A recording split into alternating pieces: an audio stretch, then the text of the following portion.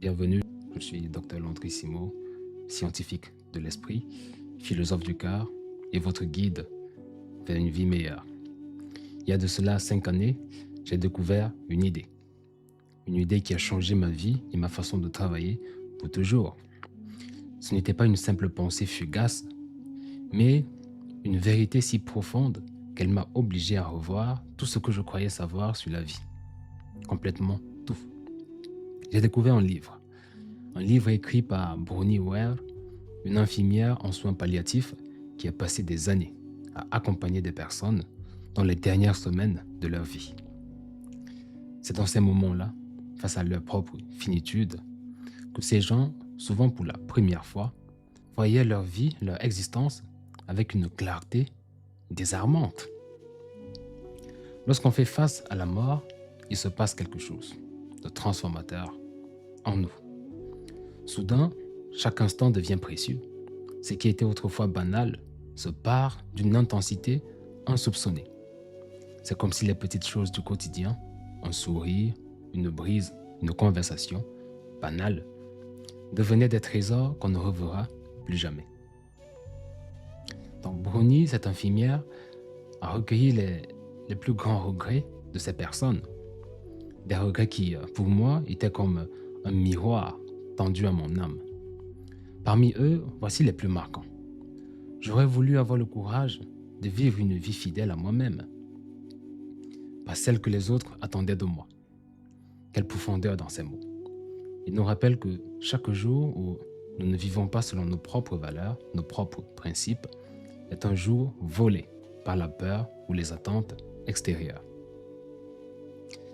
Deuxième regret, j'aurais voulu ne pas travailler aussi dur. Ce regret résonne, car combien de fois sacrifions-nous des moments irremplaçables pour courir derrière des objectifs qui, eh bien, au fond, ne nourrissent pas notre âme. Troisième regret, j'aurais voulu avoir le courage d'exprimer mes sentiments. Parce que garder ses émotions enfermées, c'est comme, eh bien, refuser de respirer à plein poumon. On survit, mais on ne vit pas vraiment dans ces situations-là. Quatrième regret, j'aurais voulu rester en contact avec mes amis. Ces connexions humaines profondes sont les ponts qui nous mènent au bonheur. Et pourtant, on les laisse souvent s'effondrer sous le poids du quotidien. J'aurais voulu m'autoriser à être plus heureux. J'aurais voulu m'autoriser à être plus heureux.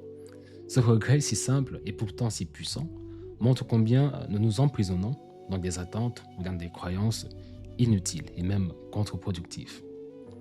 Comme vous pouvez le constater, aucun de ces regrets ne concerne l'argent, la popularité ou même les promotions. Aucun. Quand la mort s'approche, ces choses-là s'évanouissent comme des mirages dans un désert. Ce qui reste, ce sont les moments que nous avons négligés. Un déjeuner avec la famille, un fou rire avec un ami, un coucher de soleil partagé avec un être cher. Voilà les moments qui comptent vraiment. Nous passons tellement de temps à courir après plus. Plus de succès, plus de reconnaissance, plus de richesse. Mais à quel prix? Nous oublions que la richesse réelle réside dans les expériences que nous vivons chaque jour et donc les souvenirs que nous créons. Ce qui m'amène à une vérité universelle. Nous passons une grande partie de notre vie à nous inquiéter de l'avenir, alors que la magie est ici, maintenant. Le présent est le seul endroit où la vie existe vraiment. C'est le seul moment où nous pouvons aimer, nous pouvons rire, nous pouvons apprendre, nous pouvons grandir. Et pourtant, beaucoup d'entre nous tombent dans le piège de l'addiction à la réussite extérieure, pensant que le bonheur viendra une fois que nous aurons atteint cet objectif ou franchi cette étape. Mais le bonheur n'est pas au bout du chemin. Il est dans chaque pas, dans chaque étincelle de joie que nous laissons éclairer, nous laissons illuminer notre parcours. Quand j'ai commencé à créer des vidéos, je me souviens d'avoir attendant le bon moment. Le jour où je me sentirais prêt. Mais ce jour ne venait jamais. Alors, j'ai sauté le pas. Et c'était dur. Mettre mon travail en ligne, recevoir des critiques, persévérer malgré les doutes, tout cela était un véritable défi. Mais à chaque petit succès, à chaque commentaire sincère d'une personne touchée par mes mots, j'ai ressenti une joie immense. Le plus surprenant de tout ça, c'est que je savais pertinemment qu'il y a au monde des personnes intéressées par ce que je partage dans ce podcast. Car de centaines de personnes dépensent des grosses sommes d'argent pour participer à mes séminaires. Donc je savais qu'il y avait de la demande. Mais j'ai quand même hésité à lancer ce podcast. Imaginez-vous. Et ce processus m'a complètement changé. Ce n'était pas seulement ce que je créais qui comptait, mais la personne que je devenais en chemin. Chaque échec, chaque victoire, chaque instant passé à apprendre et à grandir faisait partie de cette transformation profonde. C'est là que beaucoup de gens se trompent. Ils attendent que tout soit parfait avant de commencer. Et voici une vérité essentielle. La clarté ne vient pas en attendant, elle vient en agissant. Le chemin ne se dévoile pas d'avance, il se crée sous nos pas. Le meilleur professeur que vous puissiez avoir, ce n'est pas la réflexion, mais l'action. Car on peut bien passer une vie entière à réfléchir sans jamais agir. Mais la moindre action implique une réflexion.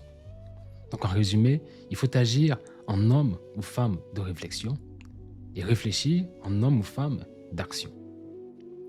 Oui, prendre la première étape, faire le premier pas peut être inconfortable. Vous pourriez avoir peur de l'échec ou même de ne pas savoir quoi faire. Mais je vous assure que la douleur de rester immobile, inerte, est toujours plus grande que celle de prendre des risques, que celle d'agir. Parce que chaque jour où vous restez figé, c'est un jour de plus qui vous éloigne de la vie que vous rêvez de vivre. Quand vous commencez avant d'être prêt, quelque chose de magique se produit. Vous construisez de l'élan. Chaque petite étape vous rend plus confiant, plus capable de réaliser de grandes choses. Comme un enfant qui apprend à marcher. Donc, chaque chute n'est pas un échec, mais une leçon.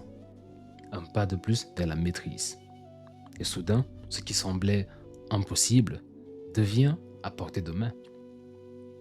Donc voici la chose la plus importante à retenir. Vous n'avez pas besoin de connaître tout le chemin.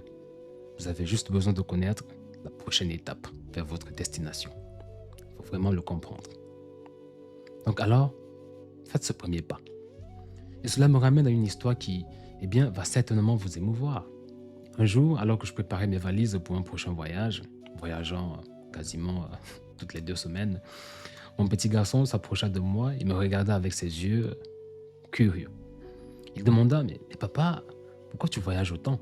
Pourquoi tu n'es jamais à la maison? Donc, je m'agenouillai pour être à sa hauteur et je lui dis, avec douceur, tu sais, je dois voyager pour le travail. Car c'est comme ça que je peux subvenir aux besoins de la famille et m'assurer que tu manges bien chaque jour et que tu ne manques de rien. J'étais sûr que j'avais déployé un argument imbattable. Mais il me regarda silencieux pendant un moment, puis demanda avec une voix tremblante, en anglais, donc il dit, Dad, if I eat less, are you gonna stay more at home and travel less? Donc en français, ça donne, papa, si je mange moins, est-ce que tu vas rester plus souvent à la maison? Est-ce que tu vas voyager beaucoup moins? Mon cœur se serra. Donc, ces simples mots, venus d'un tout petit enfant, contenaient une vérité que je ne pouvais ignorer. J'ai compris à cet instant que, dans son cœur, ma présence comptait bien plus que tout ce que je pouvais lui offrir matériellement.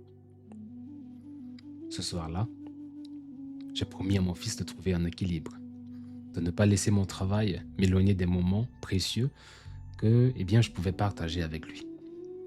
J'ai appris que l'amour ne se mesure pas en termes de possession, mais en moments partagés. Donc ce soir-là, dans l'avion, j'ai pris une décision radicale. Donc j'ai réduit de moitié mes missions à l'étranger. Donc, nous vivons comme si l'avenir nous était promis, comme si nous aurions toujours le temps de faire ce qui compte. Mais tout ce que nous avons, c'est aujourd'hui. Alors, pourquoi attendre? Pourquoi remettre à plus tard ce qui peut être fait maintenant? Appelez cette personne, lancez ce projet qui vous tient à cœur, prenez ce risque, parce que, à la fin, le seul regret que vous pourriez avoir est de ne pas avoir commencé plus tôt. Et rappelez-vous toujours mes mots, le bonheur n'est pas ce que vous trouvez, mais ce qui reste quand vous arrêtez de chercher. Soyez heureux.